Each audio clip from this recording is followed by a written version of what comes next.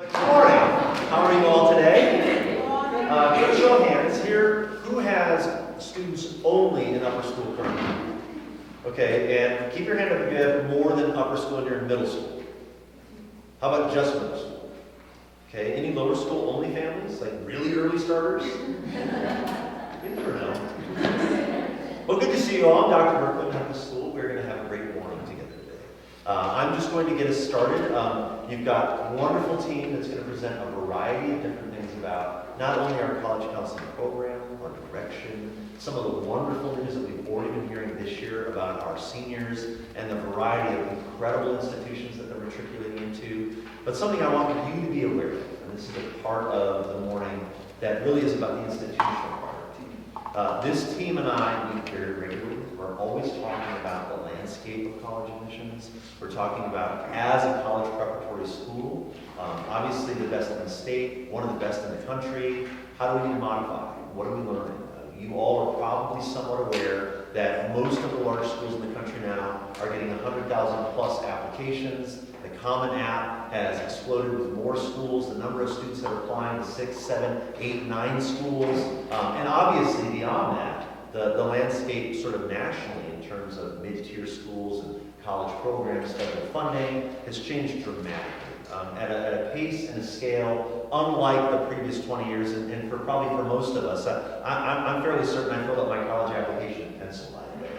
It's a different day, it's a different time, but you're in the right place for your questions, for your concerns, hopefully not too many questions, but also to know that it's not something we take a backseat to. We are not at all passengers in this process, we are leading this process. So whether it's bringing great schools to campus to audit what we do, to get a first-hand look at some of the programs, Notre Dame, Carnegie Mellon, USC, whoever it may be, saying, come look at the Meadows, see what's different here. It's not just about academics. We're trying to make our students a little bit pointier, which is to say, it's not just about service and trying to cram it all in your senior year, or the students that have the perfect test scores. I mean, Harvard and some of the big top 10 schools are saying, look, we get lots of 1550s and 1580s and 1600s. The next question is, what else? What else have you invested in? What about the arts? What about athletics? What about your clubs? What about business and entrepreneurship?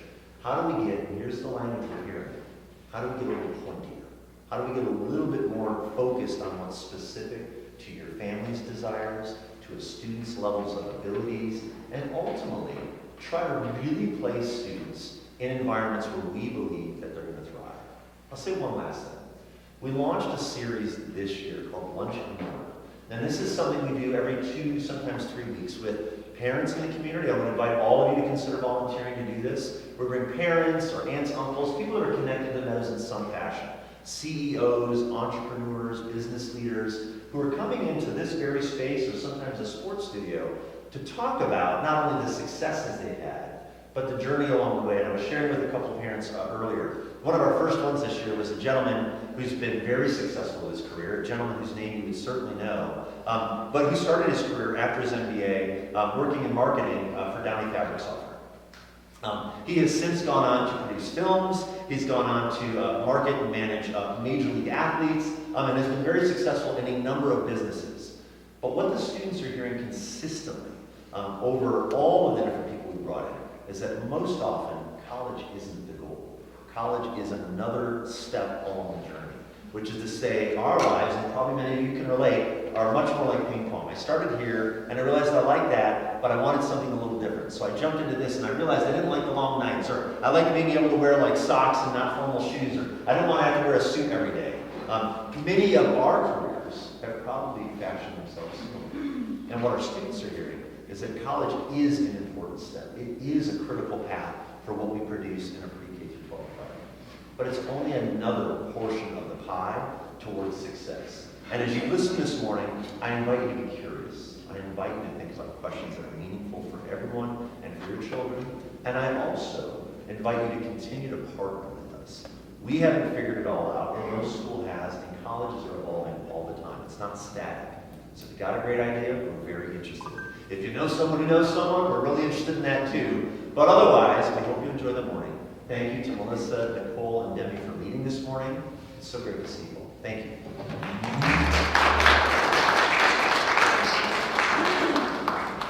Good morning. I want to thank you all for being here. I know it's early in the morning, and it's also the middle of the week, so we really, really appreciate that you're all here. It's a really exciting time for us.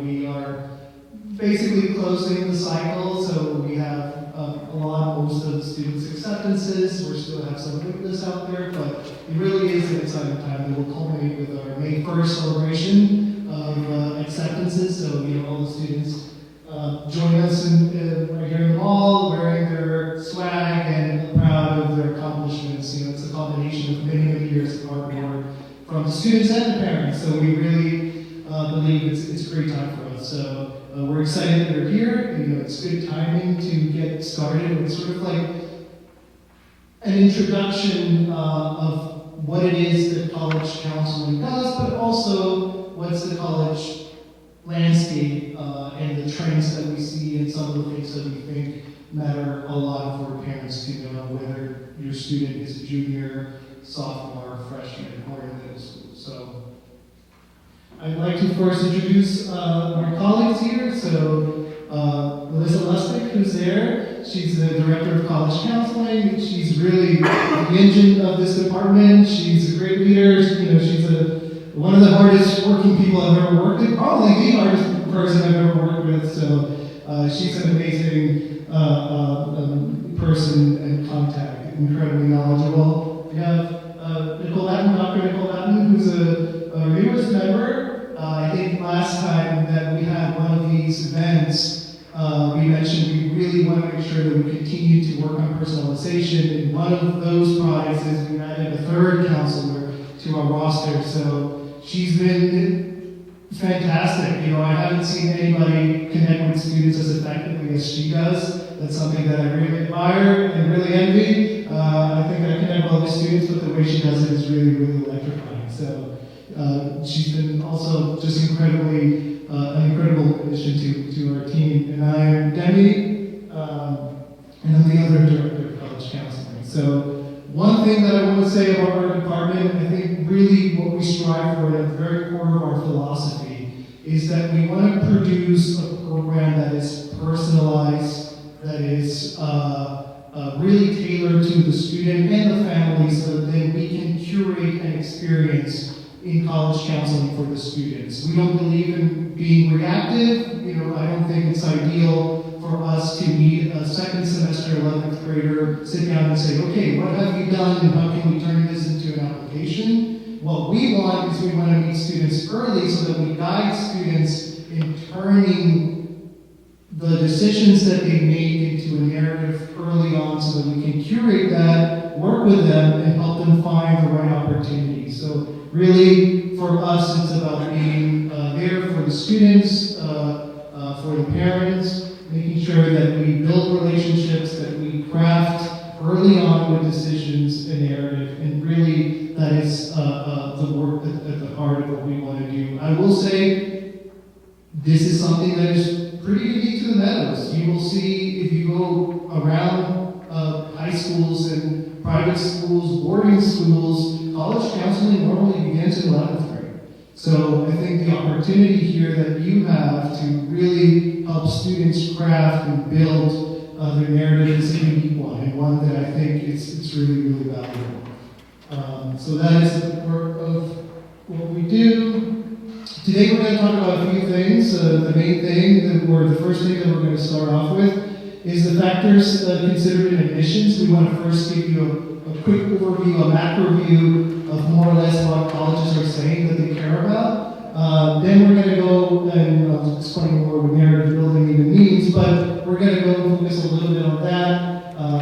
Then my colleague Melissa will present Finding Fit, and we'll give a little bit of a window into our advisory program and what we do. And then we're going to continue with Dr. Batten talking about the outcomes of this year and a little bit more of the resources that we have. Then hopefully we'll have enough time for Q&A, so that any questions that you have, we're happy to respond to. All right, so this is a handout, by the way. So you were handed a piece of paper that has two sides. This is one of the two sides. We really wanted to share this because we could say a lot of things, but I think data like this is really, really important to share. As you can see, this is from 185 colleges that were at NACA, which is an event, a conference that is organized every year. And they were surveyed, and these are the categories that they had, and this is how they created a hierarchy of things that matter in the application process. Now, keep in mind that this is 185 schools. Generally, Meadows students are really interested in highly selected schools. There are about 30 to 50 highly selected schools. So some of the criteria might vary depending on the school and what their things are. But one thing is for certain, and I think is that high school grades and prep courses and total high school grades, they are referring to GPA. So in the hierarchy of things that matter when you apply to college, typically it is well accepted that GPA is the main thing. It's not the only thing. In fact, for many of the highly selective schools, it's just a filter. It's, you have good grades, you check the box, okay, now tell me about you. Tell me about your story, your narrative, which we will talk more about, right? But you can tell here that there are things that matter. Strength in high school curriculum is what we often refer as rigor, right? So it's not, it's the grades matter. And then after that is, well, where are you getting these grades? Did you take the easiest courses that you could possibly take to get a 4.0? Well, that's also a consideration. People who are pushing themselves in accordance to the context of their school. So we often hear, conversations about like, oh, well, there's some students somewhere in the world that have 25 APs by the time they graduate. Sure, a college will always judge a student based on the context of their school. So if the school offers 3 APs, they will judge you by the 3 APs that they're offering. So that's something to keep in mind as well. So, it's always the context of the school that matters as well. But yeah, that refers to the curriculum. And then the rest of the things are different parts of the application process and often of what we call narrative, which we will focus on. This is, like I said, a handout, so you can take it home, think about it, and see what it means for your student. But we thought this was a great piece of information to get started. So we're going to start with this whole idea of narrative building. So what is narrative? I think it's a word that you've probably heard about. Student narrative, application narrative, story, narrative building. Really, what it means is a narrative is basically the combination of decisions and actions a student takes during their journey in high school.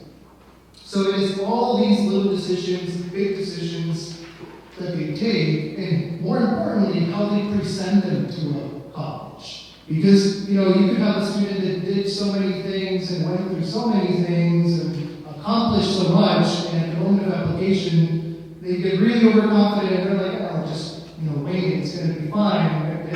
No, the way you present what you've done, the way you package the decisions that you've made, the way you shed light on different aspects of it, is going to be extremely important in this process. So what a narrative is really is that collection of decisions and how it is presented to a college. How do you present it to a college is usually through a combination of things. Most colleges will have the opportunity for students to submit a personal statement, supplemental essays that are college specific, and then also the transcripts, the grades, the standardized testing scores, the letters of recommendation, all of those things are part of this narrative. There are 3 pillars really of narrative building that I think are core to developing a student. And thinking about this early on, I would say generally finds the most success for students. And that one of them is specialization, what Dr. Berkeley just referred to as pointing, right? Often is spike. These are different terms that are used in the field to talk about making sure that a student has sort of like that area where they thrive and they're strong. The other one is community and environmental impact. One thing that is important to understand is even though colleges are academic institutions, they often see their undergraduate programs as communities that are not just focused on academics. So really colleges are looking to get people into the college to accept students who are not only exceptional students, but who are students who are interested in making their community and the world a better place. So it's not just, am I the smartest? Am I able to do the most fantastic research in the world and do the best academically, get the best grades? I can get a 90, from a 97% score to a 99. All of those things matter, but really it's just one of the elements that colleges are looking at, because they're really looking at admitting the next member of their community, not just a top student. That's why we have PhD programs, and that's what they would say. If we wanted somebody who's highly academic and only interested in doing research, we'll wait for you in 4 years and apply to a PhD program, right? So that's an important thing to keep in mind in the college application process. So the way that students engage with their community is important. And another important aspect is the interdisciplinary element of things. Interdisciplinarity is something that is really important in the college application process. Back in the day, maybe 10 years ago, we were in a different trend, and it was all about being hyper-specialized. Developing a background that is just unique to that. So if you were interested in computer science, you did everything for computer science, competitions, projects, research, everything was about computer science. Nowadays, colleges are more interested, just like we mentioned about this idea of engaging with the community. A student that is able to embrace the breadth of their interest becomes a little bit more interesting, and a little bit more unique as well. So if you have a student who's interested in 3 or more things, it's more interesting to colleges. I'll give you a little bit of an example, almost like a case study. So there's a student who's interested in creative writing. So this is a student who, since she was young, showed promise and interest in creative writing. She wrote little short stories, and writing was a big part of her background. So you would say, okay, clearly this is somebody who's going to develop a background in English and creative writing. She has a sibling, a brother, who lives with autism, and then she was really inspired then to learn more about neurodivergence and mental health. And she got really interested in doing volunteer work for that. And eventually she realized, with the guidance of a counselor, that perhaps it's a good idea to combine her interests. And now she's no longer just specialized, she's intersectional and interdisciplinary. One of the things that she did for specialization, her whole work is to promote creative writing for neurodivergent individuals, particularly children, to find a place for them to express themselves and communicate, what it is that drives them. So she started a whole initiative working with local libraries to bring in, children who are neurodivergent, and she would create workshops along with her brother to, write and express themselves. Eventually, they collected an anthology of these little writings and published it. It was a great, great experience. And she also wrote a novel, a fantasy novel, where the protagonist is neurodivergent, and so are many of the other main characters, and they have powers that are given to them by their neurodivergence. So she did that, of course, to inspire. When her brother read it, he was, very, very proud of who he is and all that. So those little actions, so you can see that example, she took specialization and combined it with community impact, and that's interdisciplinary, right? So she developed over the course of high school, this was her passion project, this was really her narrative. And so when you apply to college, you have a personal reason for the development of a narrative, you have a clear academic interest in writing and psychology and neurology and neuroscience, and then of course there's the element of interdisciplinary. So that's an example of using the pillars of narrative building and building a narrative. Now, how do we craft a narrative? Like we said, it's often with extracurricular decisions, but really also the little things are showing that. So course selection, the decisions, the curricular decision that students make, that a student makes, throughout the 4 years of high school matter. So if this is a student who's super interested in STEM, but they don't take high-level science courses, there's something a little off with that narrative, right? So you want to make sure that the decisions that are made curricularly match, of course, the general narrative that the student is trying to produce. So we're, again, happy to guide. We're always there to guide students on making sure that the course selection matches that. There are also many other ways of helping build all of this. So summer programs and research is a main way. One of the student that I just mentioned, one of the things that she did that was fantastic is she created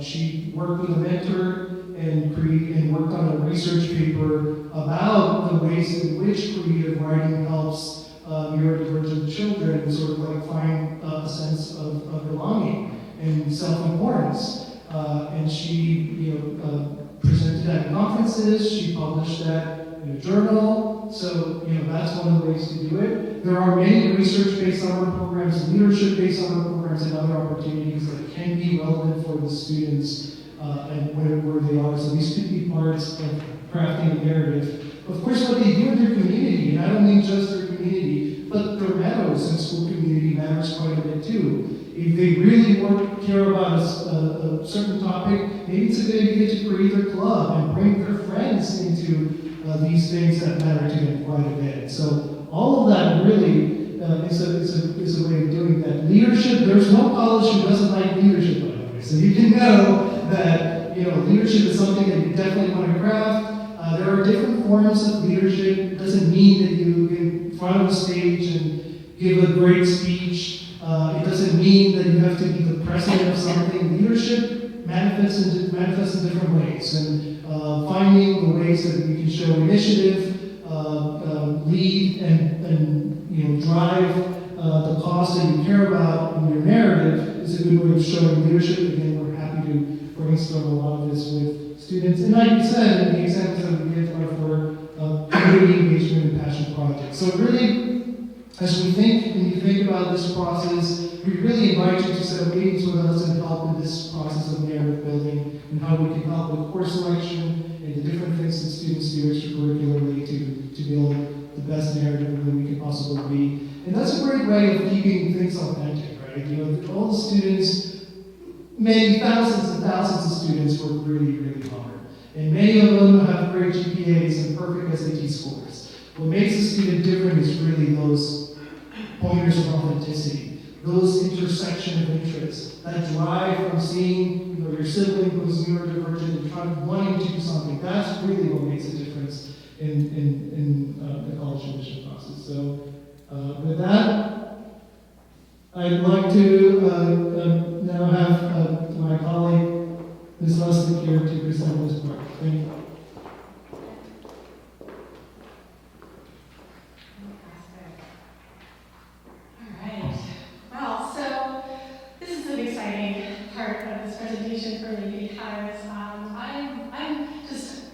I really enjoy talking about choices and options for students, and this is a part where it's ultimately an opportunity for students to learn about and figure out what they're looking for and identify who they are, and learn about all the options and get excited about the options that exist in the United States or around the world, in fact, with almost 4,000 colleges and universities in the U.S. alone. Identifying colleges that could be an ideal fit and match for your student and family's wants and needs can seem daunting at times. We also know that the pressures and the perceptions of prestige and rankings are real and influential, but I want to assure you that there are so many colleges that exist that you have never even heard of, that you may be unfamiliar with, that are going to offer your students opportunities for intellectual discovery, growth and engagement, career exploration, and advancement, meaningful relationships with mentors, with faculty, with peers, community engagement, and so much more that will position them for success in the future. In one of my recommended books, it's called Dream College by Dr. Swango, I want to just give you a quote in the book. quote that I find very appropriate. He writes that finding the right school is about choosing a place where you can thrive, learn, and become the person you are meant to be. It equips you with the mindset, relationships, and skills you'll need in decades ahead. Those are the real keys to success. When you find a place where you can grow, challenge yourself, and build meaningful connections, that college will become your dream school. To help your students find fit, what we would like to do is emphasize what we call the 5 Ps. Program, people, place, price, and probability. So, program. Some of your students have very clear ideas of what they want to study in college, maybe what they want to do for a career, and that can really help narrow the field in terms of colleges. And other students are still undecided and want to explore, for example, and that's great too, because college is like the perfect opportunity to explore. So for those students who are interested in specific areas, do those colleges, when you identify them, do they offer further specialization, maybe further concentrations, maybe what we call micro-credentials, right, that add a specific skill set and add little certifications, for example, that can boost their repertoire of skills and for career marketability. For students that are undecided, are there opportunities to create an interdisciplinary major, double major, to explore, to change their mind? And how does the college promote that? More importantly, you need to identify what it is within those specific schools that make their education unique. What sets them apart? Are there opportunities for hands-on learning, exploratory and experiential learning, right? What kinds of research and internship opportunities are available, and how does college facilitate those? Especially for freshmen, right? Some colleges, you can do great, impressive research if you're a junior or a senior. What happens if you're a freshman? What leadership and mentoring opportunities are available for the students that will enrich their experience as well?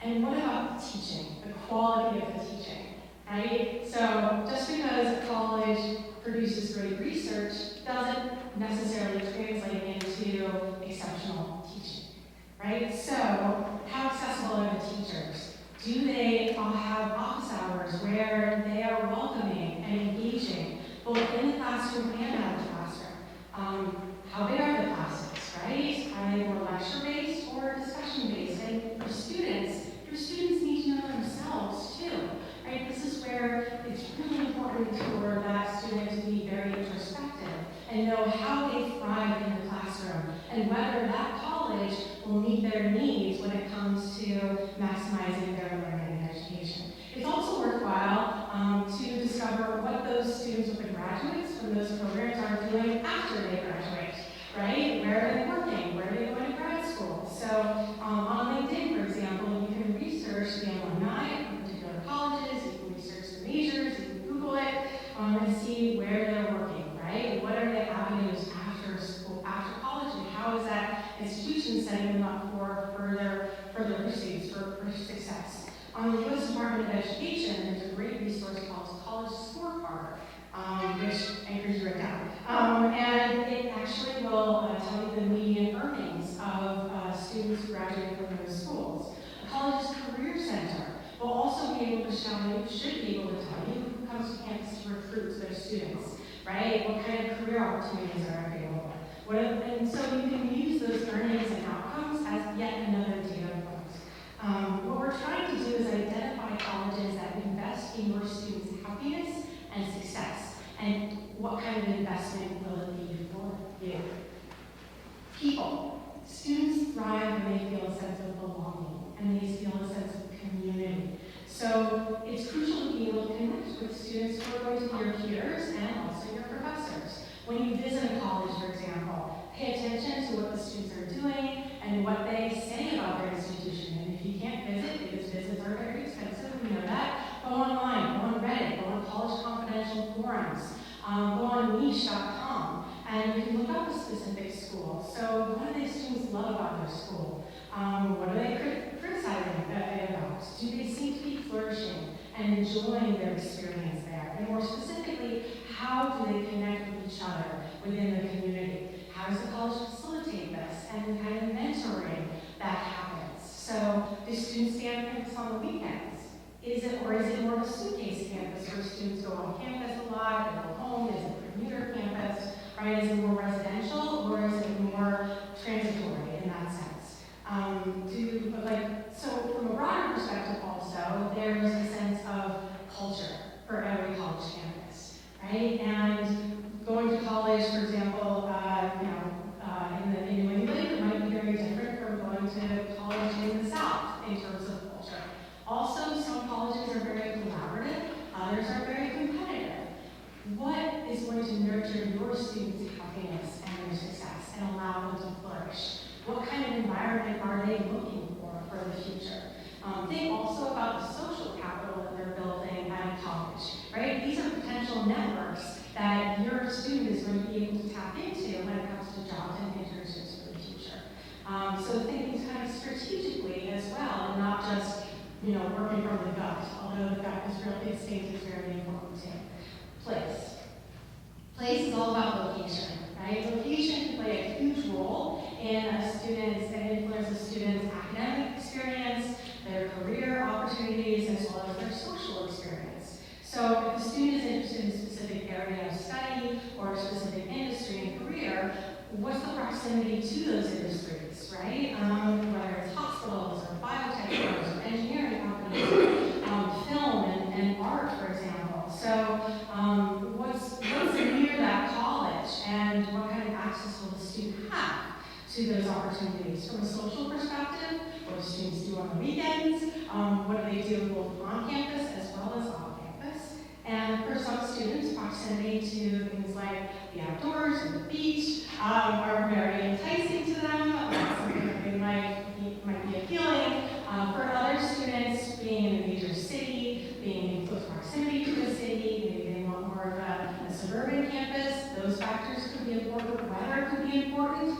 Some students, for example, they want seasons, right? They're still in the desert. Other students are like, no, I really like the temperate climate. I don't like being cold. So kind of having your student articulate what they're kind of starting to think about is really important. These are all the nuances of place. Price. So I know we're all thinking, like, college is not getting any cheaper. So if your student is thinking about further education, grad school, B school, medical school, whatever, right, after college, it might be prudent to save money for undergrad or think long-term in that sense. Spending less on undergrad will certainly give you more resources for further education and maybe mitigating the cost of living after you graduate as well. One resource that you have available on all college websites is called the net price calculator. And the net price calculator, you can Google it on your college website. Like there's usually like a little icon at the top for like a search bar. Because some colleges will hide it. Sometimes it's hard to find. But if you put in like your W-2s, your tax returns, sometimes the student's GPA and test scores, the college will generate for you an approximation of what your financial aid and possibly also merit scholarships would be. And I encourage you to start thinking about that and test driving those net price calculators to get an idea and a sense as to what that college could possibly cost, and beginning having those conversations with your students about affordability. There are many colleges that offer merit scholarships and reward students for academic achievement. So some students will take a very strategic approach to their college search, and they'll do what we call undermatched for merit. And what I mean by that, undermatched for merit, is that they will apply to colleges where their GPA and test scores are above the admitted student profiles and averages, because then they are more enticing to that college, and they're more likely for that college to offer them luring scholarships to try and move them to and entice them to enroll, for example. So if finances aren't a deciding factor, it's worth adding colleges that your student may be what we consider more of where the college might be more of a quote safety school, right? because those are the schools that might be able to offer some merit. Which leads us to our last P, which is probability, and that refers to the probability of being admitted. As Dr. Berkeley referred to, this is not the landscape of admissions that you are familiar with. And in fact, it's not even the same as what it was pre-COVID. I often call it pre-COVID and post-COVID because just the number of applications just has exploded since in the past few years that students are applying to. It's become significantly more competitive at the highest levels of schools. And so when we're working with our students, we want them to apply to a broad range of selectivity. One resource that you have on every college website is called the Common Data Set. And you can literally go on Google and you can type in Common Data Set Princeton, Common Data Set Amherst. And what it does is it provides you insight. The college publishes a plethora of data about their admission statistics, retention rates, graduation, average test scores, number of students on the wait list, number of students who've been offered a spot off the wait list, a variety of information. And as parents, you also have access to Naviance. So for the upper school in particular, if you would like access to your parent portal, you can email Ms. Linda Hines, who is our administrative assistant, and she can provide you with your parent portals and information because we track all of our admissions data, acceptances, and student outcomes from the past since 2013 and produce what are called scattergrams. So you can actually put your student within the context of how our students are faring in college admissions over the past few years. In conclusion, it can be really easy to get wrapped up in the pressures and the stress of college admissions, but if you just kind of take a step back and breathe and realize that there's so many college ads out there, if you just keep an open mind, you will find many colleges that are a great fit. What we're trying to encourage you is to speak an informed consumer and for your student to really take a good hard look at who they are. Because the more they know themselves and the more you research colleges that are out there, the more kind of educated decision you'll be able to make about a college that's the right fit for your student to ensure their happiness and success. Okay. Knowing yourself, honestly, is a crucial part of the college application experience, journey, and discovery process. And so we do quite a fair amount of self-exploration in our robust advisory program. College counseling over the years has developed a curriculum that we implement every single year in advisory, starting in 9th grade. So students, for those who are not familiar with advisory, students are paired with faculty advisors, similar to what happens in college as well, to create more of a sense of community, help students shepherd them through the upper school experience. So in 9th grade, we start focusing on the transition to high school, and the skills that are going to set them up for success, bonding activities with their classmates, such as like the carnival and putting on the carnival. We start learning about college admissions terminology and the lingo that they need to be familiar with. They start thinking about summer planning. They also do personality inventories and kind of start their high school resume as well. So 10th grade, we do an even deeper dive into kind of personal inventories, understanding students' aptitudes, and areas of maybe kind of affinities for specific careers, for example. We do a little bit more standardized testing. We kind of start really kind of emphasizing standardized testing as well, college exploration by meeting with colleges and kind of training them to ask appropriate questions when they're interacting with colleges and kind of putting their best foot forward in that regard. And then advice from seniors. We really like to promote those mentoring opportunities as well. So the seniors will go into both the sophomores and the junior advisories and tell them what I learned, what to do, what not to do, and that type of thing. So we really try to promote those conversations and that kind of transparency. And again, continuing to build on their resume so that it's not just, an afterthought at the end of junior year. So junior year is when the college application process really kicks into high gear for our students.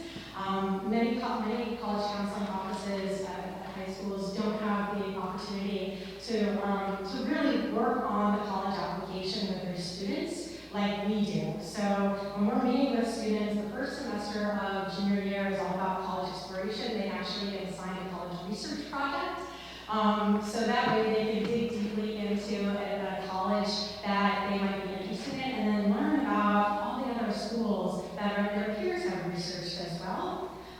They prepare for the junior college trip. They transition then second semester to meeting twice a week where we start filling out the common application. That's the form that thousands of colleges will accept, and basically every single part of the common application will be filled out before they get to senior year, which is pretty exciting. It's a lot of work, and once they start kind of plugging away on the common application, I think they get really excited. It becomes quite real to them that it's just right around the corner. So the second semester, we work on all the components of the application, including college essay writing. That's a huge part of the second semester. They work on college essays. So that way, they have the narrative that they're starting to think about and how they want to articulate that through their essays when they get to senior year. And then first semester, senior year, we meet with them twice a week. So again, just making sure that they are ready to apply during that early application process, because we know how the acceptance rates are much higher in colleges when they're applying early. So we want them to be primed and ready to take advantage of those early options if they choose to do so. And about 95% of our students will submit some kind of early application, whether it's early decision or early action. We want to make sure that they're meeting their deadlines, applying for scholarships. Second semester, we then start incorporating or becoming kind of full circle, right? Where it's all about transition to college.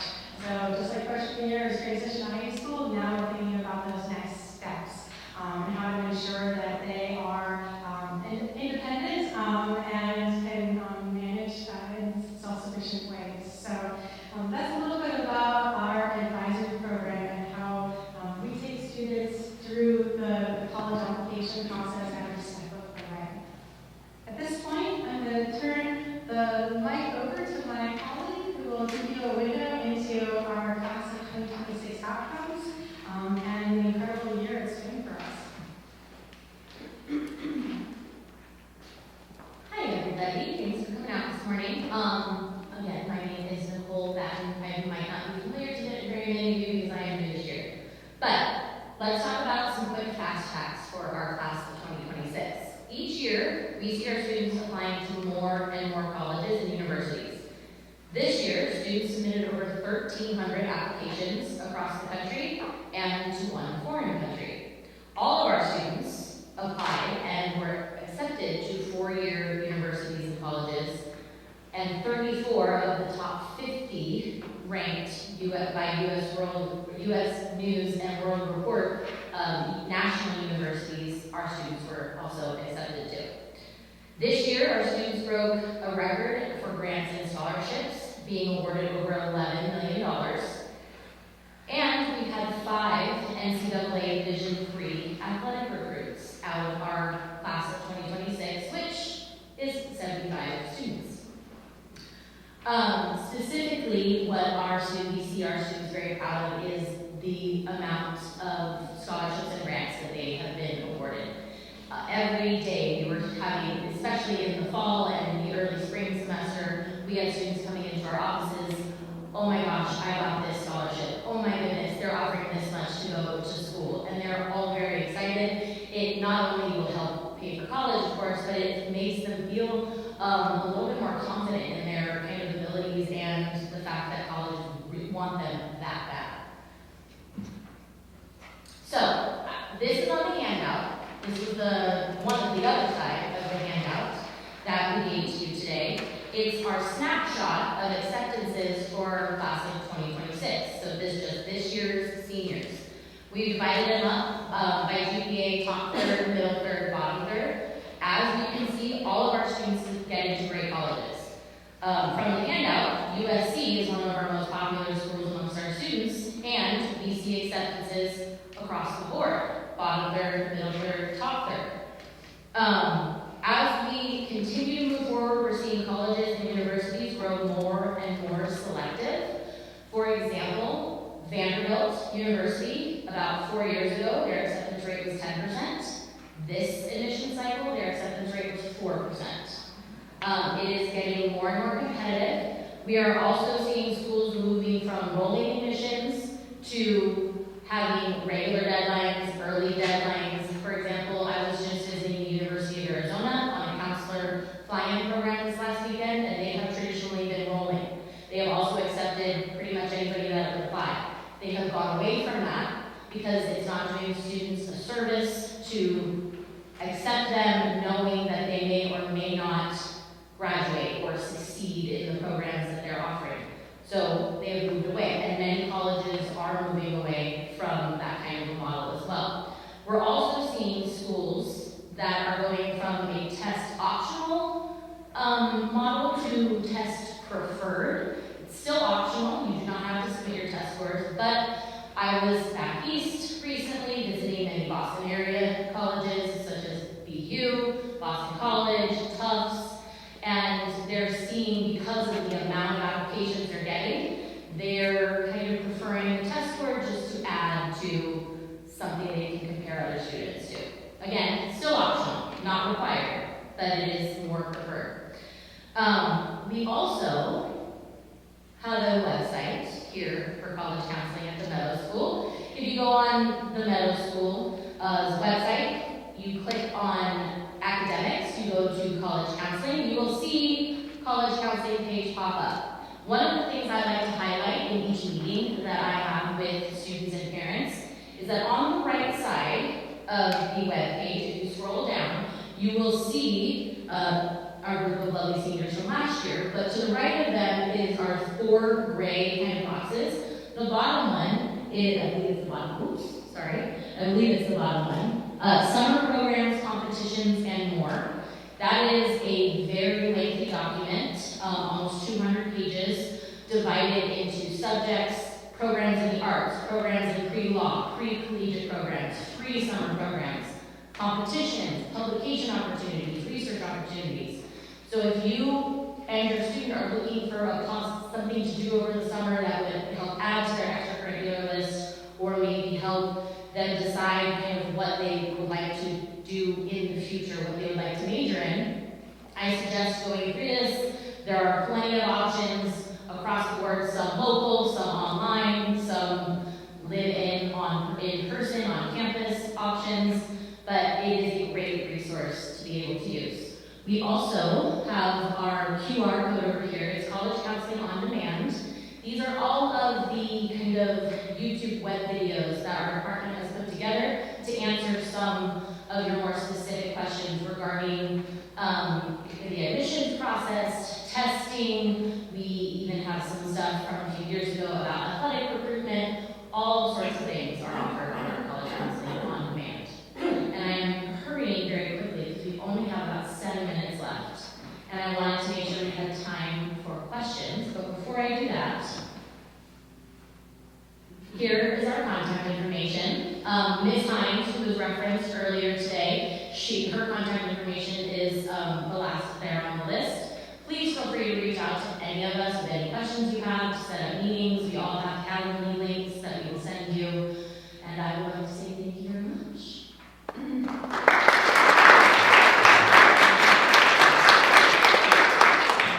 Questions? Yes. On the previous slides, there was national merit information from the PSAT. Can we go over that? Yes.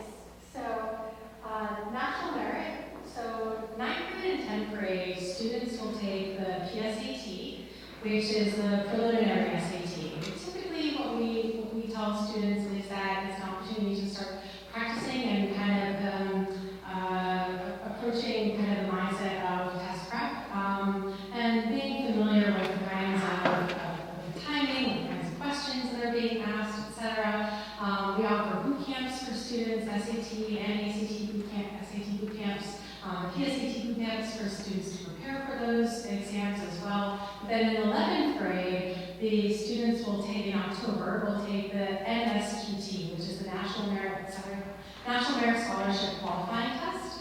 And if the student scores basically in the 1% of test takers, actually it's less than 1%, they will qualify for potentially a National Merit Scholarship. So it's basically an award that colleges will recognize for students' affinity for taking tests and their high scoring, and it's something that a college certainly can give them the students some cachet as well, some recognition, and it really does allow the student to kind of demonstrate that they are a high test taker. So something that we prepare our students for in 9th grade, 10th grade, and then culminates in 11th grade. But to have 17% of our students be national merit semifinalists is really remarkable. And in fact,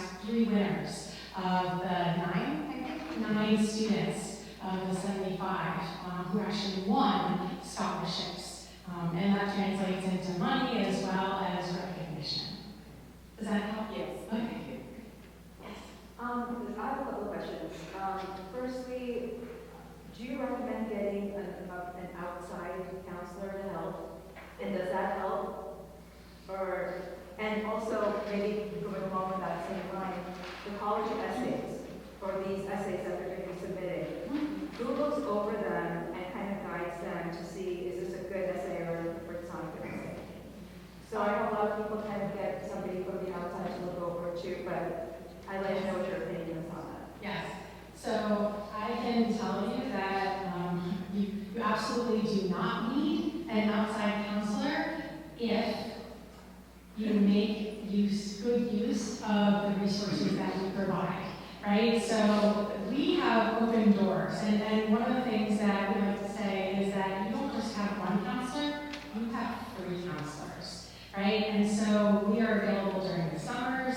I've had students in the past who will meet with me, and we've had students who like to meet once a month. I've had students before who ramping up into the college application cycle who will meet once a week. In fact, sometimes multiple times a week. But that's what we're here for, right? So you don't have to pay an additional fee for an outside counselor. And in fact, our most successful students don't.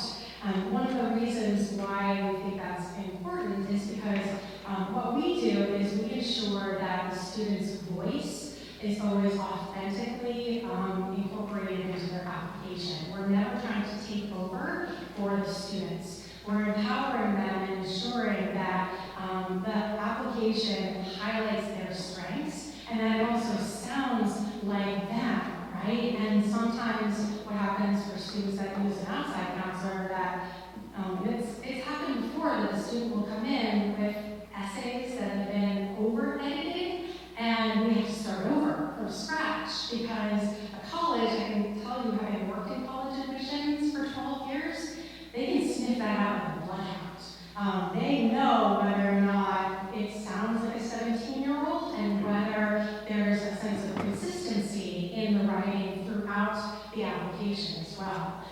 Also based on what their teachers say, what their grades reveal about who they are. So there needs to be authenticity and consistency. And we ensure that. Who looks over that? We do. We read their applications, we read their essays, we give them feedback about whether this is a story that deserves to be told, whether they're picking a subject for the personal narrative or the personal statement that will really elevate their application, because we don't just want them to be good applications, we want them to be great.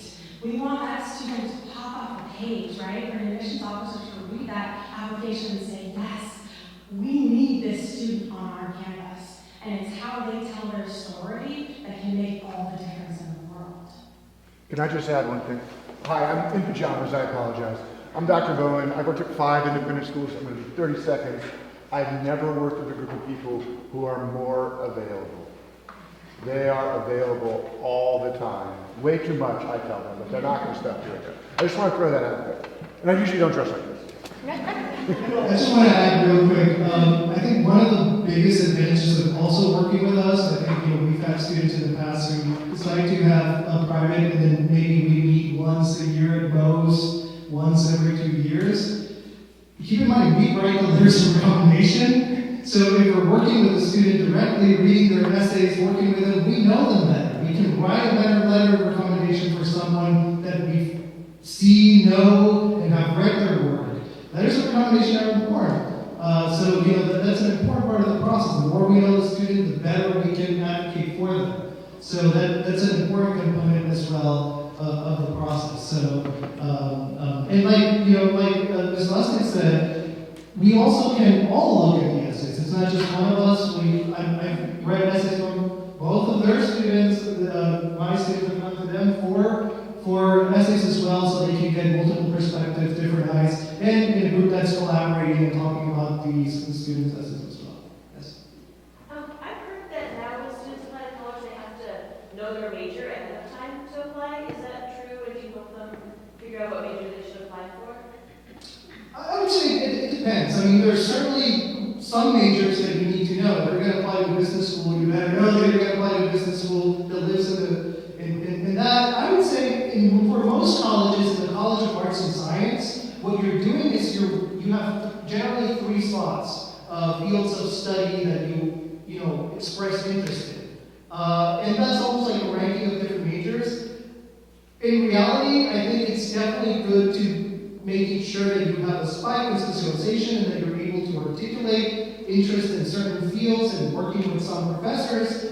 Now that you need to know for sure exactly that that's the major and that's what you're going to do for the rest of your life, not really. I mean, I think you could show interdisciplinarity. You can show that you are somebody who's interested in the intersection of biology, creative writing, and computer science, and that could work in an application process really, really well. It's just making sure that you know how to tell that story and that you can show that you've built up on that. Where it's a little bit tricky is when you say, I'm a good student and I've done a lot of different things, but I don't know how to put 2 and 2 together. I don't know how to turn this into a story that it becomes a little bit more of an issue. But I don't think, especially nowadays, that everything is intersectional, interdisciplinary, multifaceted. It's not really time where you say, hey, it is going to be history and history only. That's real. I think it's not that. However, for engineering, business, and other areas that have different schools, it is important to identify that early on and build up an area that matches them. This factor sheet's very interesting. Are there numbers available for like top 50 schools in the country versus 185 to 105? Is there a smaller subset of it or not? No, but I would refer to the common data set, because the common data set on each of those college campuses, maybe just kind of like doing, they will tell you a little bit about, they will actually show you what they care about, like the factors that they consider in admissions. So on a micro level, that's what you would have to do, is create, a big fan of spreadsheets. So like when you're creating your college research spreadsheet, going on the common data set and seeing what they rank as their most significant factors in admissions, they will tell you on the common data set. Yes. Can you speak to the relationships that you guys have with colleges and the role that those play, especially when it comes to like wait lists and deferrals, just in this day of crazy grade inflation going on and most students have 4.0s across the nation, how do we differentiate little, small, mighty Meadows versus, all those other kids? Well, I can tell you that for our students, relationships matter to us. And one of the things that we've done is really try to cultivate those relationships. So, for example, and it starts with the colleges choosing to visit our campus, and also with our boot camp, for example, through various programming that we put on, where we reach out to colleges, where we encourage them to come to campus, where we ask them to speak on our campus for our students. So, for example, for our rising juniors, we have an upcoming college counseling boot camp. Rising seniors. Not juniors yet.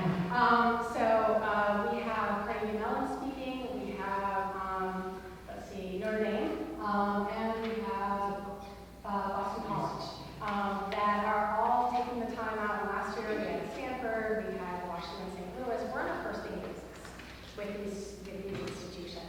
able, for one of our students that was on the wait list at Stanford, I was able to reach out and send an email to Raina, who's our admissions representative, and ask, you know, can you give me kind of some insight into the wait list, right? Shut that down. Unfortunately, so she's like, we don't talk about any of that.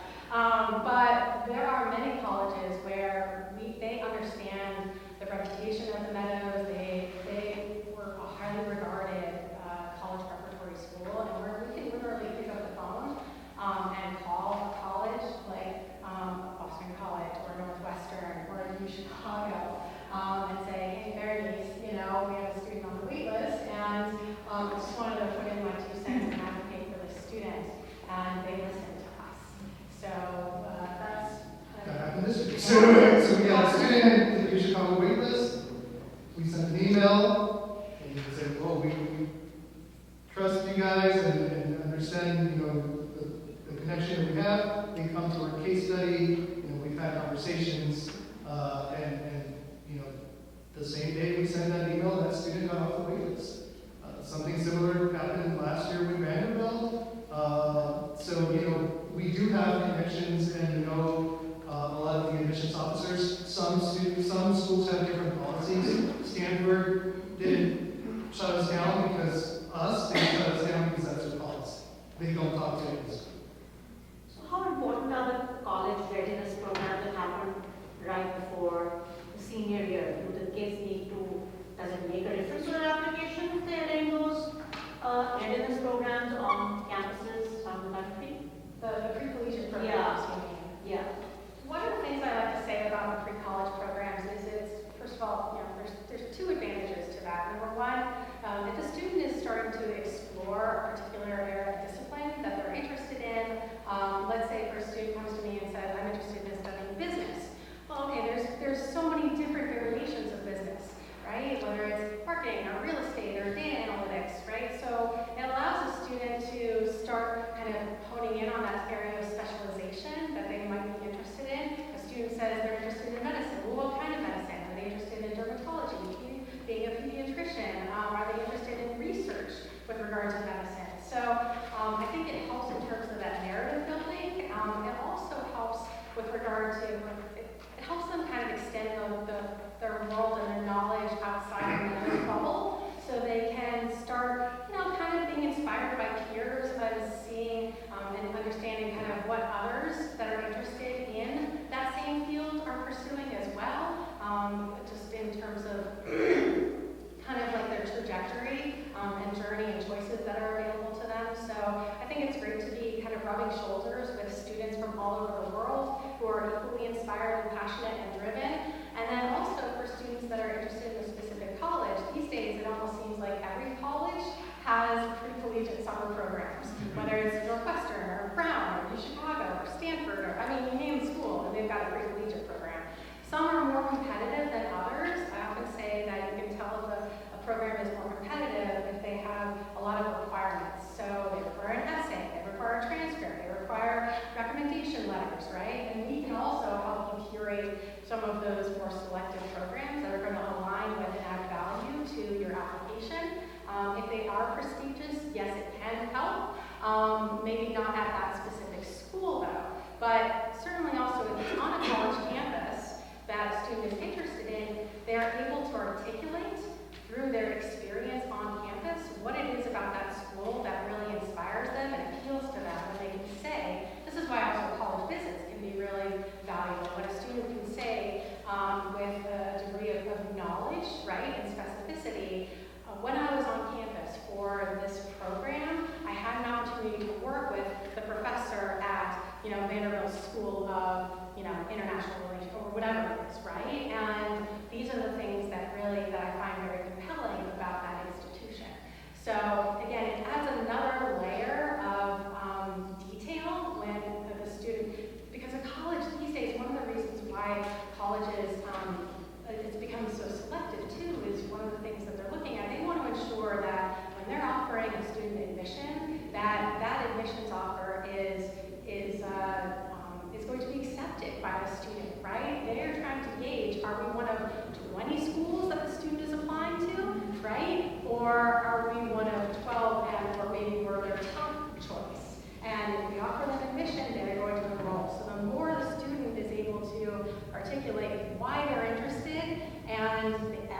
providing evidence of that interest, the more compelling and persuasive that can be for the college to say, wow, the student knows us, and they know what they want. Those are yield rates, and some colleges are really worried about that. They want to make sure their yield rates look good.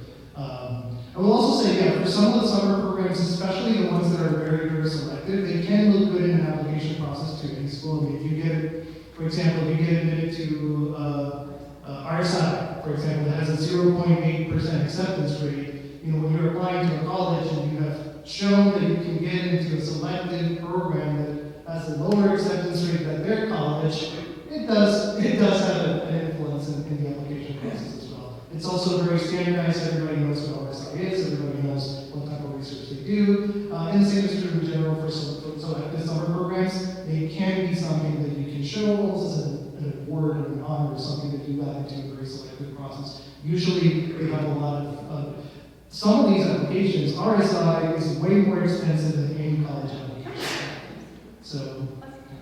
I just wanted to say also, on our database, that we showed you, the summer programs and competitions, there is a section devoted to online programs, because the reality is these in-person programs can be anywhere from $5,000 to $10,000, especially if they offer residential experiences, and that are longer, maybe they're 3 or 4 weeks if they offer college credit, if they offer a certification, like a deliverable, whether it's a research project. Publishing, for example, you're going to pay for that experience. But the online programs, which can be just as valuable, quite honestly, they are usually less than $2,000.